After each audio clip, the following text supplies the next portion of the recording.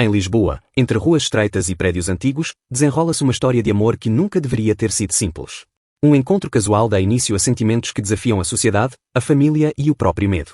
Mas quanto mais o coração se apega à verdade, mais dolorosas se tornam as consequências da mentira. A vida no prédio onde eu vivia em Lisboa era de uma rotina quase coreografada. As manhãs tinham sempre o mesmo som, o ranger do elevador, as portas a bater com pressa, o eco dos passos apressados no corredor. Havia um silêncio confortável no ar, quebrado apenas por ruídos previsíveis. Nada parecia mudar, até que um detalhe banal se transformou no ponto de viragem da minha vida. Eu tinha 27 anos e estudava arquitetura. Passava muitas horas em casa, rodeado de livros, desenhos e maquetes, a tentar equilibrar a pressão dos prazos com o desejo de criar algo que fosse verdadeiramente meu. Talvez por isso reparasse tanto nos pequenos sinais à minha volta, o barulho do vizinho do lado a fechar a porta, o som da chave a rodar na fechadura, os passos firmes que desciam as escadas. Esse vizinho era Tiago. Tiago era mais velho do que eu, talvez uns 30 e poucos anos. Nunca soube ao certo o que fazia, mas a forma como caminhava, com a mochila sempre pendurada num ombro e um ar de quem tinha pressa mas não urgência, deixava-me curioso. Cumprimentávamos-nos de forma breve, um aceno, uma troca de olhares, um boa tarde quase sussurrado. Não era mais do que isso, mas havia algo naquela simplicidade que me deixava atento, como se cada encontro fosse mais carregado de significado do que aparentava. A primeira vez que falámos mais do que 2 ou 3 palavras foi por causa de uma fuga de água. A mangueira do meu ar-condicionado estava mal encaixada e o excesso de condensação escorria pela varanda até cair na dele. Bateram à minha porta numa tarde abafada de verão. Quando abri, Tiago estava ali. A t-shirt colada ao corpo pelo calor, a testa franzida entre o incômodo e a contenção.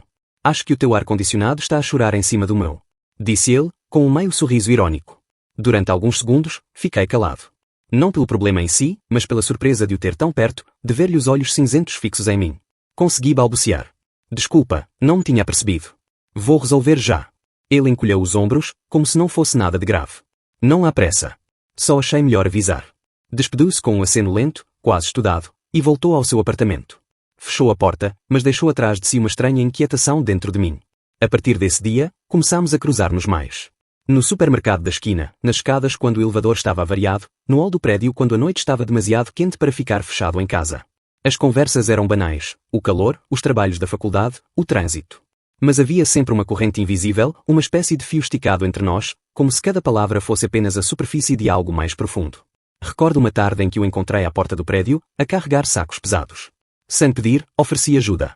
Ele riu-se, disse que não era necessário, mas acabou por aceitar. Subimos juntos as escadas. No elevador, o espaço parecia ainda mais pequeno do que o habitual. Senti a proximidade, a respiração dele, o perfume discreto que usava.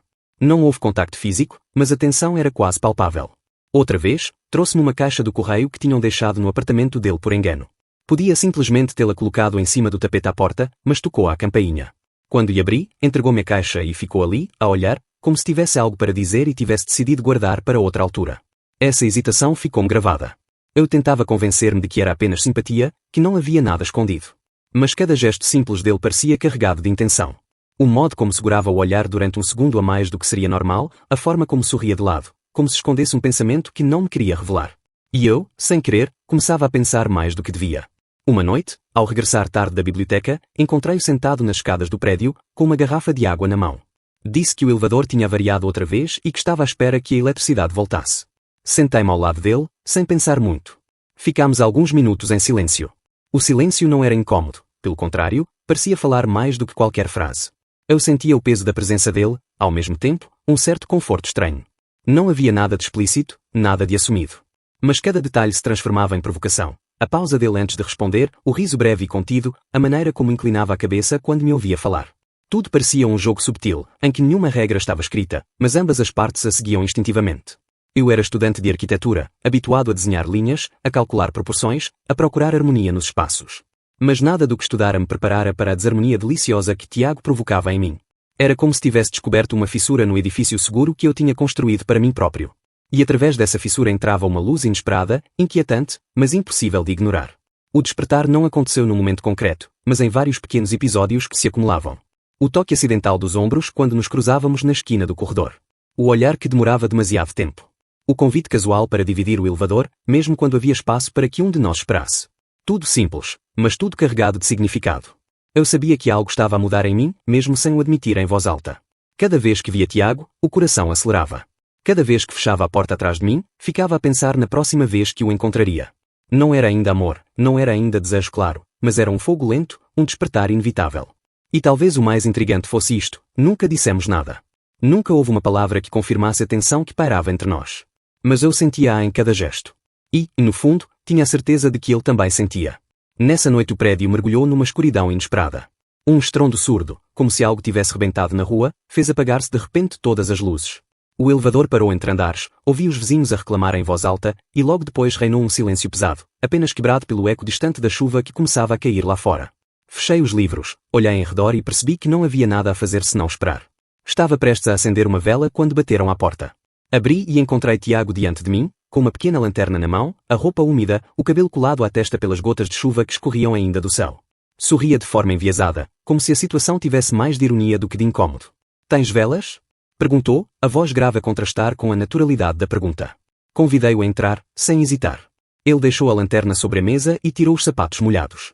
Ofereci-lhe uma toalha, e o contacto breve das nossas mãos foi suficiente para que algo se agitasse em mim, como se a simples proximidade tivesse despertado um segredo que nenhum dos dois ousava dizer em voz alta. A luz fraca das velas criava sombras longas nas paredes, transformando o espaço banal da sala num lugar diferente, carregado de mistério. Sentámo-nos, primeiro em silêncio. Ele secava o cabelo com a toalha, e eu observava cada gesto com atenção.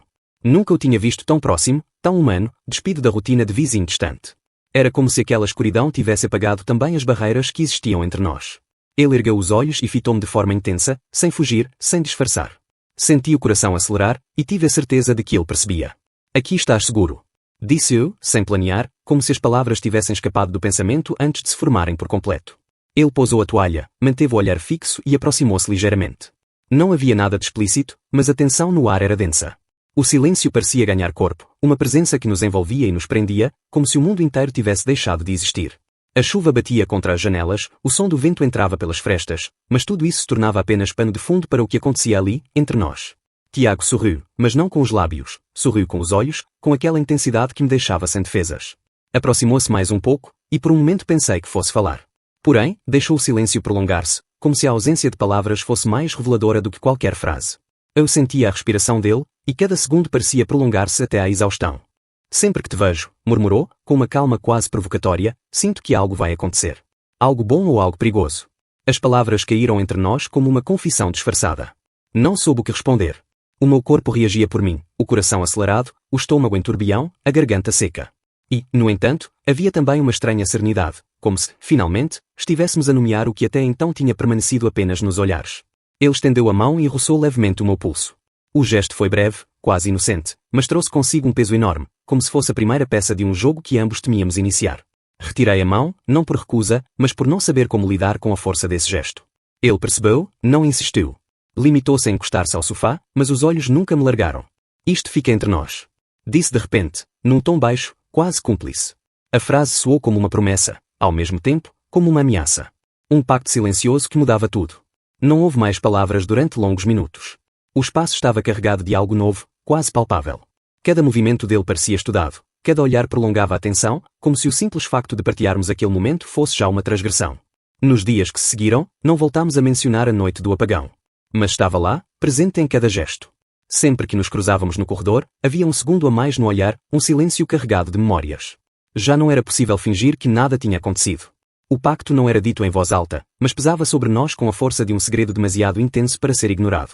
Lembro-me de uma tarde em que o encontrei à entrada do prédio. Chovia outra vez, e ele trazia o guarda-chuva fechado, escorrendo água, como se tivesse decidido andar de propósito debaixo da tempestade. Aproximou-se, cumprimentou-me com a habitual calma e disse apenas: "Está a tornar-se difícil, não é?" Percebi imediatamente do que falava. Não era da chuva, nem da rotina, mas do peso que carregávamos em silêncio.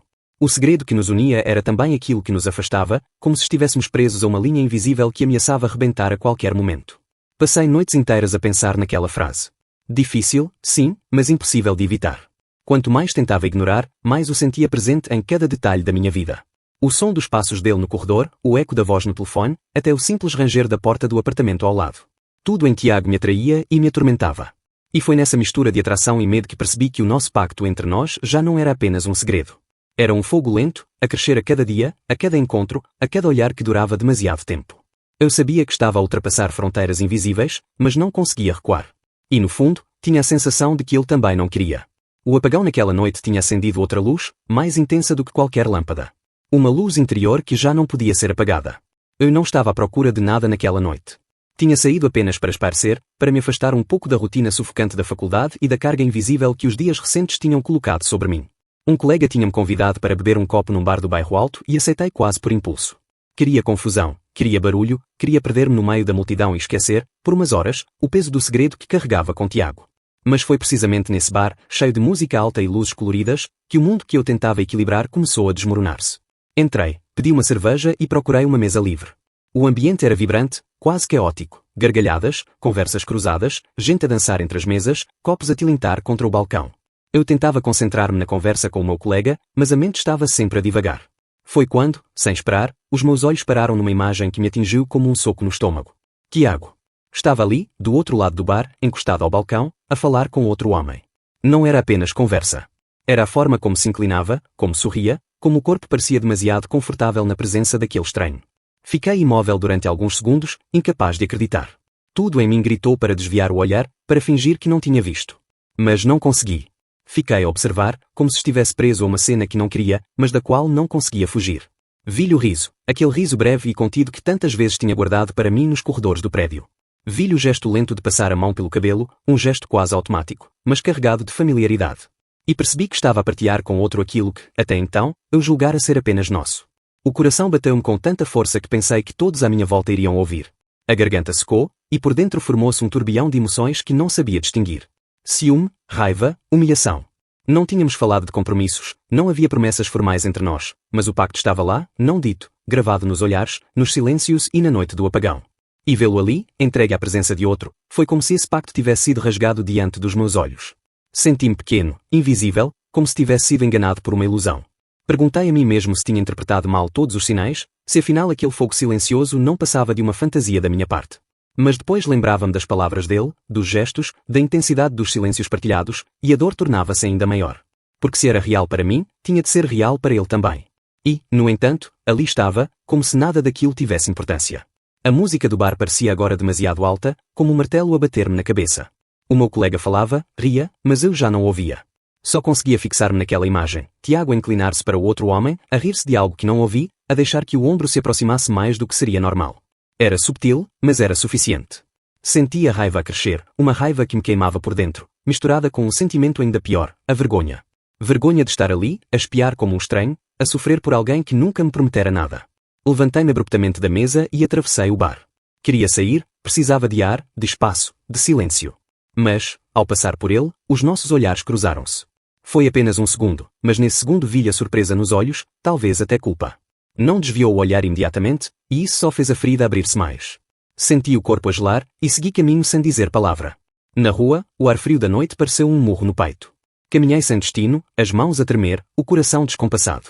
Tentava racionalizar, dizer a mim mesmo que não tinha direito àquela dor, que não havia traição onde nunca houve acordo. Mas a verdade é que tudo em mim gritava o contrário. O que tínhamos vivido podia não ter nome, mas tinha peso, tinha intensidade, tinha uma verdade que não podia ser apagada assim. Passei a noite em claro.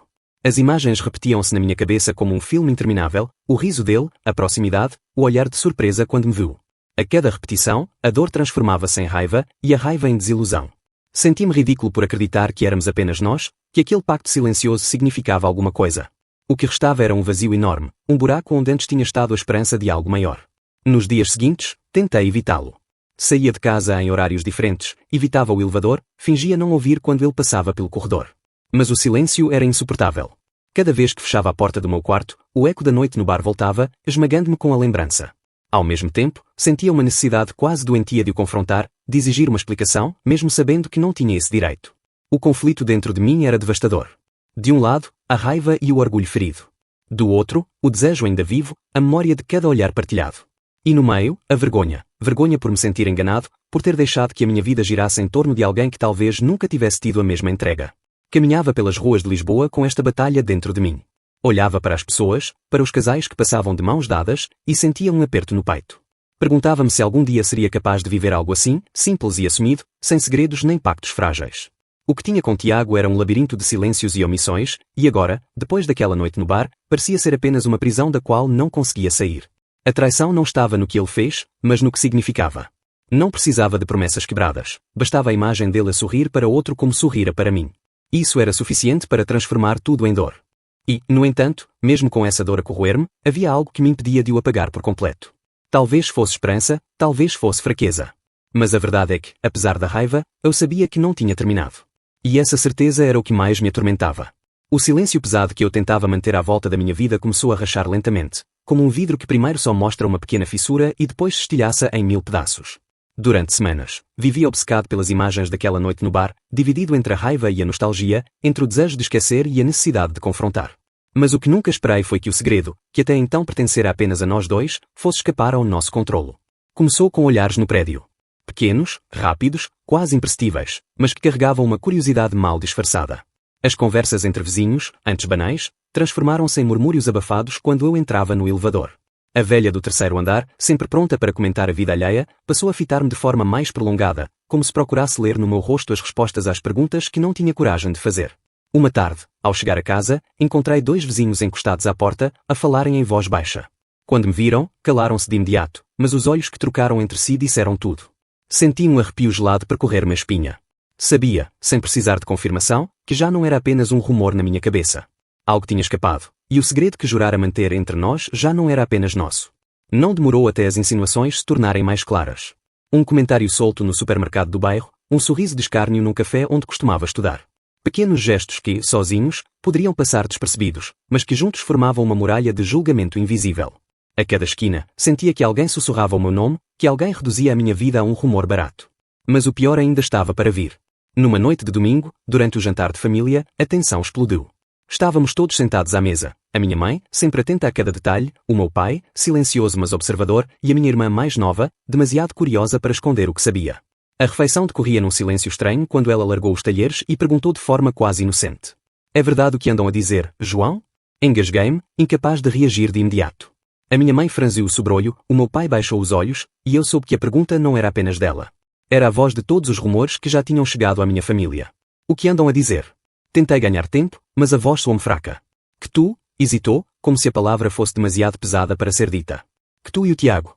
O silêncio que seguiu foi insuportável. O som dos talheres a tocar nos pratos, o relógio da parede a marcar os segundos, tudo se tornou ensurdecedor. A minha mãe largou o guardanapo na mesa com um gesto brusco. Eu bem suspeitava que havia qualquer coisa errada. Disse, num tom frio, distante. O meu pai não disse nada, mas o silêncio dele foi mais cortante do que qualquer palavra. Nesse instante, percebi que a minha vida já não me pertencia. Aquilo que eu tinha guardado como um segredo íntimo, um pacto de olhares e silêncios, tinha-se transformado em munição para os outros, em motivo de condenação. Senti a cara arder, uma mistura de vergonha e revolta. Queria gritar que não tinha o direito, que ninguém tinha o direito, mas as palavras ficaram presas na garganta. Os dias seguintes foram um tormento. Em casa, o ambiente estava pesado, sufocante. A minha mãe evitava-me, o meu pai olhava-me como se eu fosse um estranho, e a minha irmã oscilava entre a curiosidade e o desconforto. No prédio, os olhares eram cada vez mais evidentes, e até os cumprimentos de rotina desapareceram. Eu caminhava como um réu condenado, consciente de que cada passo era observado, cada gesto interpretado. Aos poucos, comecei a duvidar de mim próprio. Perguntava-me se tinha feito algo errado, se a culpa era minha por acreditar num pacto tão frágil. O peso do julgamento externo misturava-se com a dor interna, e cada dia se tornava uma batalha contra a sensação de que eu não valia nada. Era como se a minha identidade tivesse sido reduzida a um rumor, como se tudo o que eu era estivesse manchado por algo que nunca devia ter sido exposto. Tiago, por sua vez, parecia intocável.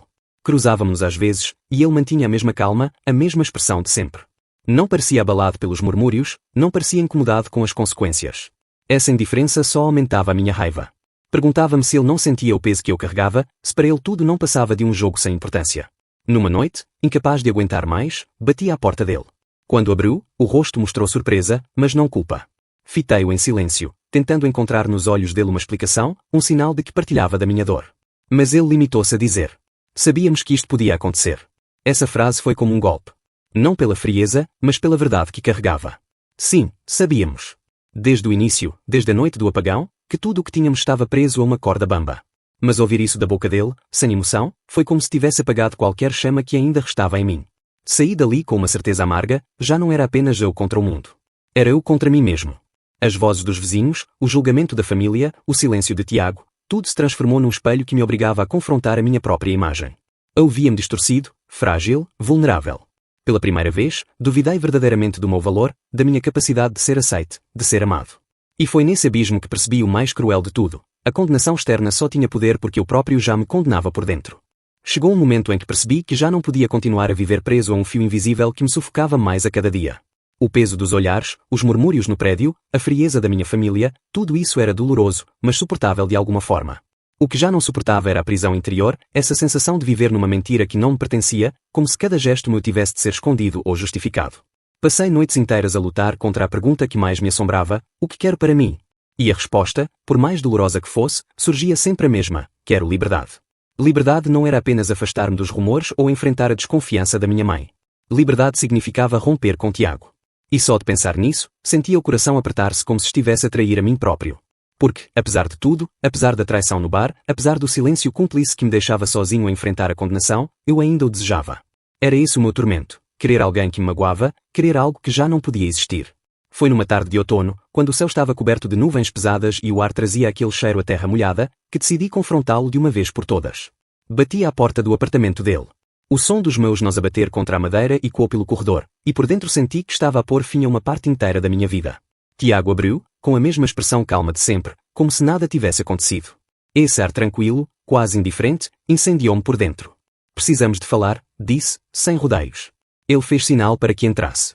A sala estava como sempre, arrumada mas com vestígios de pressa, uma chávena de café ainda quente em cima da mesa, um casaco atirado para o sofá.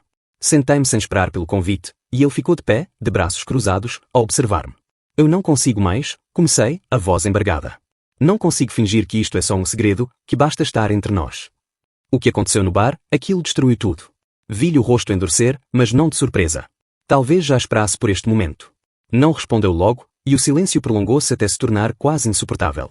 Finalmente, disse: nunca te prometi nada, João. As palavras caíram como lâminas. Doíam não apenas pelo conteúdo, mas pela frieza. Não precisavas prometer, respondi, com a raiva a ferver na garganta. Bastava aquilo que vivemos. Bastavam os olhares, as palavras, o pacto daquela noite no apagão. Para mim, isso era suficiente. Para mim, significava algo real. Ele suspirou, desviando o olhar por um momento. Eu não sou quem tu queres que eu seja. Nesse instante, percebi que não havia nada mais a dizer. Podia gritar, podia exigir, podia implorar, mas seria inútil. A traição não estava apenas no bar, estava naquela indiferença, naquela incapacidade de assumir. Levantei-me, sentindo um peso sair dos ombros, ao mesmo tempo, uma dor cortante no peito. Então acabou. Disse, quase num sussurro. Prefiro viver com a dor de te perder do que com a vergonha de continuar a mentir a mim mesmo. Saí antes que ele pudesse responder. Fechei a porta atrás de mim, ao fazê-lo, senti como se estivesse a fechar um ciclo. O corredor parecia mais longo do que nunca, cada passo ecoava como uma libertação. Pela primeira vez em muito tempo, não me importava com os olhares dos vizinhos, com as portas que se entreabriam, com as vozes que se calavam quando eu passava. Tudo isso perdeu importância, porque a verdadeira prisão tinha ficado para trás, naquele apartamento. Os dias seguintes foram de silêncio. Não vi Tiago, não o procurei. Ouvi falar dele através de comentários soltos, mas já não me afetavam da mesma forma. Soube que andava mais calado, mais fechado em si mesmo, como se tivesse sido abandonado não apenas por mim, mas também pela máscara de segurança que sempre usara. Talvez tivesse finalmente de enfrentar as consequências da sua própria indiferença. Quanto a mim, o caminho não foi fácil. A dor estava lá, viva, a morder-me por dentro sempre que me lembrava dos momentos partilhados. Mas, pela primeira vez, essa dor tinha um sentido. Era a dor de alguém que escolheu a verdade, e não a mentira. Era a dor de alguém que, finalmente, aceitava quem era, mesmo que isso significasse enfrentar o julgamento do mundo inteiro. Comecei a andar mais pela cidade. Lisboa parecia outra, com as suas ruas estreitas e cheias de vozes. Já não caminhava curvado, já não desviava o olhar. Se me fitavam, eu sustentava o olhar de volta. Se murmuravam, eu deixava que murmurassem. Percebi que a verdadeira força não estava em esconder-me, mas em permanecer de pé diante da tempestade. Com o tempo, até a minha família começou a mudar. A distância inicial da minha mãe deu lugar a uma preocupação silenciosa. O meu pai, que antes me olhava como um estranho, começou a dirigir-me perguntas pequenas, quase tímidas, como se tentasse reconstruir uma ponte.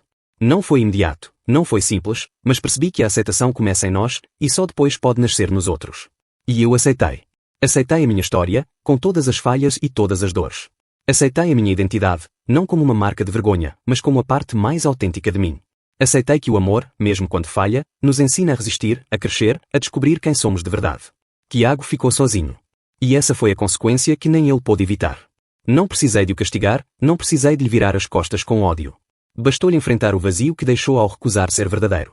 Vi-o uma ou duas vezes no corredor, e os olhos dele já não tinham a mesma firmeza. Havia ali uma sombra, um peso. Talvez fosse arrependimento, talvez fosse apenas a consciência tardia de que perdera algo que não voltaria. Mas eu já não lhe pertencia. Caminhava em frente, mesmo com cicatrizes. E em cada passo havia uma certeza nova. Já não precisava de me esconder, já não precisava de pactos frágeis, já não precisava de viver em silêncio. Pela primeira vez, sentia-me livre. E essa liberdade, conquistada no meio da dor, foi a maior vitória da minha vida.